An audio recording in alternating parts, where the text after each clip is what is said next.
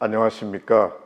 오늘은 대한심내혈관 질환예방학회와 대한심혈관약물치료학회가 공동으로 주관하는 학술 심포지움입니다. 오늘의 주제는 뇌졸중 환자에서 1차 예방 또는 2차 예방에서 항혈전제를 어떻게 효과적으로 사용할 건지에 대한 전반적인 논의를 해볼 계획입니다. 오늘 진행을 맡은 저는 가톨교대 신경과의 김용재이고요. 오늘 강의는 인제의대 신경과의 한상원 교수님께서 진행을 맡아주시겠습니다.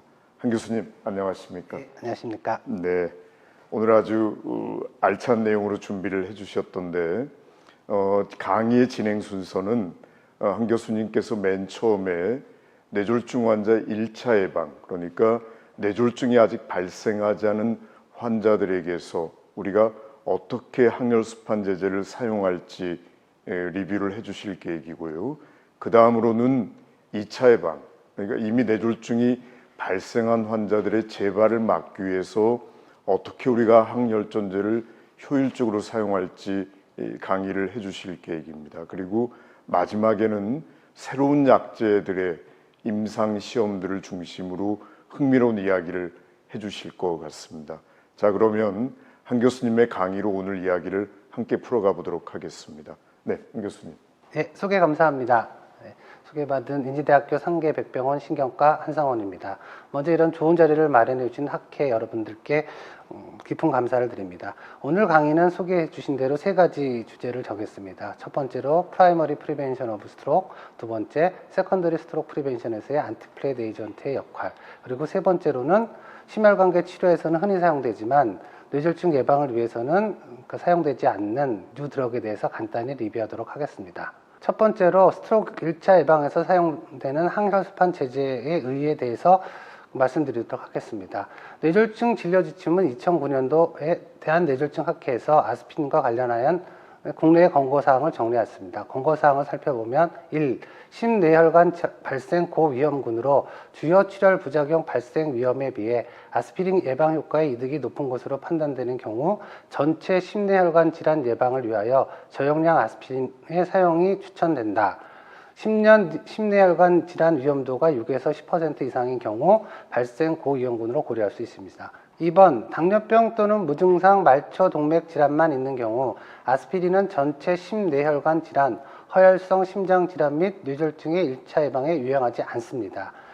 세 번째, 남성의 경우 아스피린은 허혈성 심장 질환의 1차 예방 효과를 위해 추천될 수 있으나 허혈 뇌졸중 1차 예방을 위해서는 추천되지 않습니다. 네 번째, 여성의 경우는 반대입니다. 아스피린은 허혈 뇌졸중 1차 예방을 위해 추천될 수 있으나 허혈성 심장 질환의 1차 예방을 위해서는 추천되지 않습니다.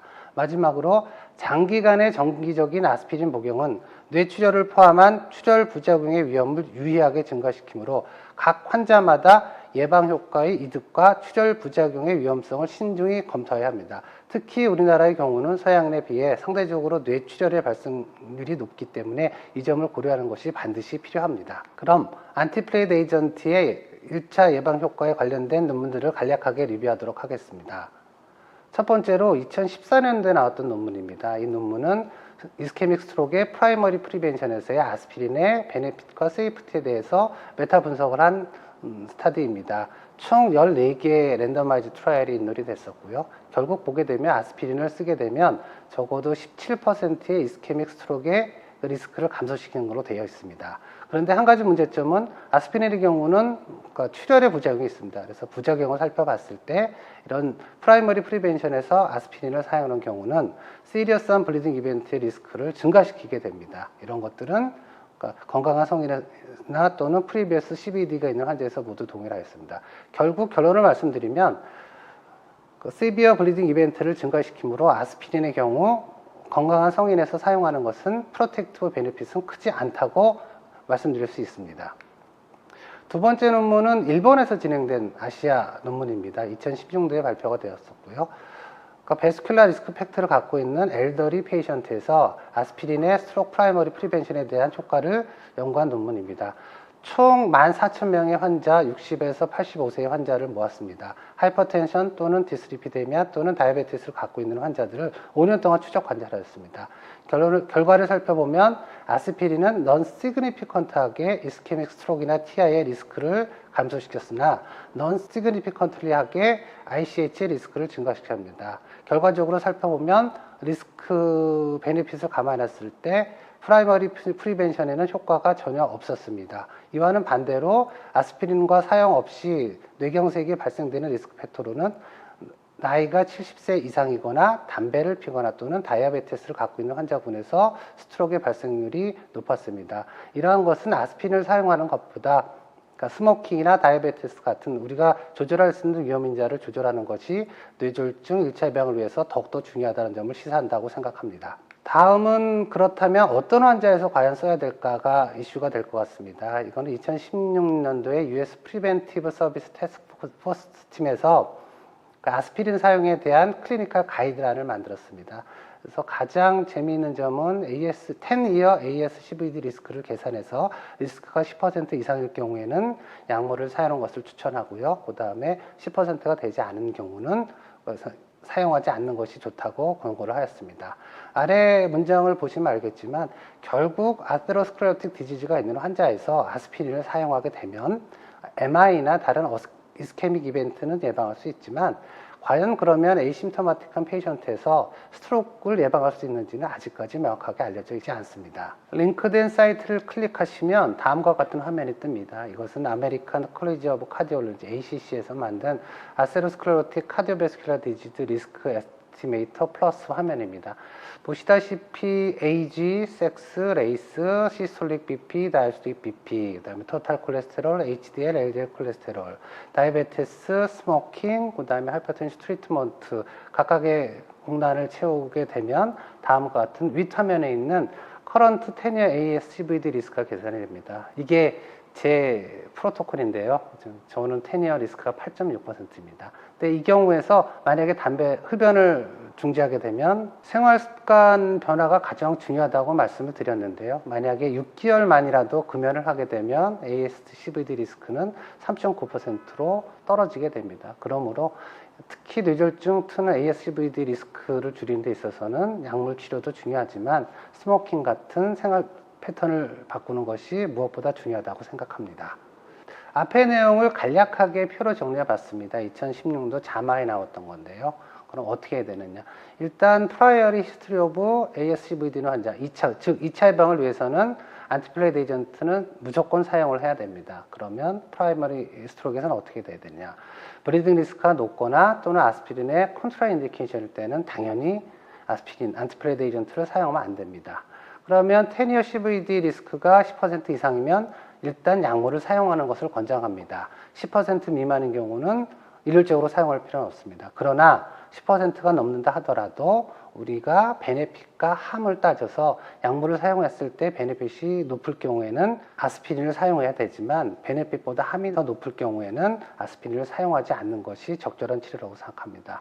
같은 경우입니다. ASCVD 리스크가 10% 미만이라 하더라도 베네핏이 함보다 크다면은 약물 사용을 고려를 해야 되고요. 그 다음에 베네핏이 함보다 적다면 약물을 사용하지 않는 것이 원칙이라고 생각합니다. 결국 프라이머리 프리벤션에서 아스피린의 롤은 베네핏과 리스크 레이쇼를 어세스먼트해서 환자 각 개인마다 하일리 인디비주얼라이즈된 트리트먼트가 되어야 된다고 생각합니다. 현재 진행되고 있는 스트로크 프라이머리 프리벤션에서 아스피린 트라이얼은 다음과 같습니다. 아스프리, 어섹트디, 어센드 등이 있으며 이러한 연구 결과가 나온다면 프라이머리 프리벤션에서의 안티플레이드 에이전트의 롤에 대한 명확한 역할 규명이 조금 더 도움이 되리라 생각합니다. 네, 한 교수님 아주 흥미롭게 잘 들었습니다. 그런데 상당히 아스피린의 사용이 제한적이네요. 그러니까 물론 이제 우리가 허혈성 뇌질환을 막는 효과와 이제 출혈성 뇌질환이라든지 또는 특히나 위장관 출혈에 대한 위해성의 균형을 잡기 위해서 아주 선택된 군에서 아스피린의 사용을 권고하고 있습니다만 실제 가이드라인과 임상 현장에 괴리가 꽤 있잖아요. 그래서 한 교수님께서 이 환자들은 내가 임상에서 아스피린을 그래도 권고한다라는 군들이 따로 있으신지요?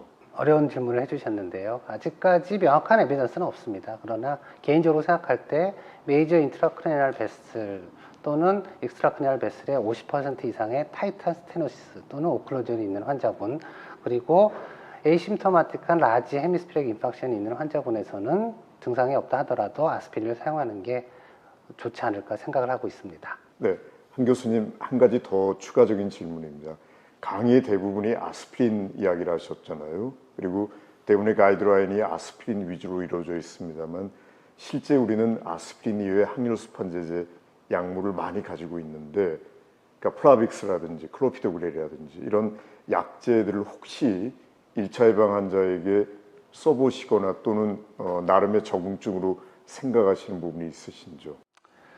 일단은 가장 중요한 게 연구가 제대로 되지 않았다고 생각을 합니다. 그나마 클로피도그레에서 카리스마 트라이얼에서 한 3분의 1 정도 환자가 에이심토마틱한데 하이리스크군을 집어넣는데요. 그 결과를 살펴보면 결국은 프라이머리 프리벤션 효과가 없었습니다. 그렇기 때문에 사용은 해볼 수 있지만 그거에 대한 명확한 답변은 어려울 것 같습니다.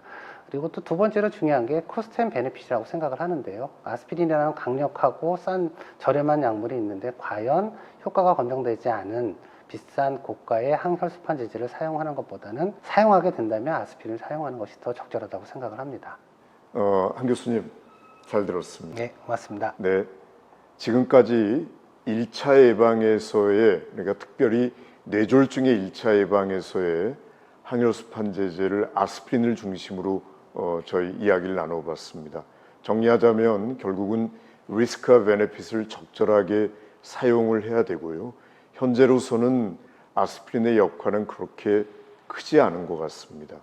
특히 고위험군이라든지 고령 같이 저희가 일상에서 흔히 만나는 환자들에서 아스피린 사용을 어떻게 해야 될 건가 하는 앞으로 나올 임상 연구 결과들에 따라서 저의 프랙티스를 바꿔야 되지 않을까 기대해 봅니다. 어쨌든 오늘 여러분 일상 진료에 도움이 되셨으면 바랍니다. 감사합니다.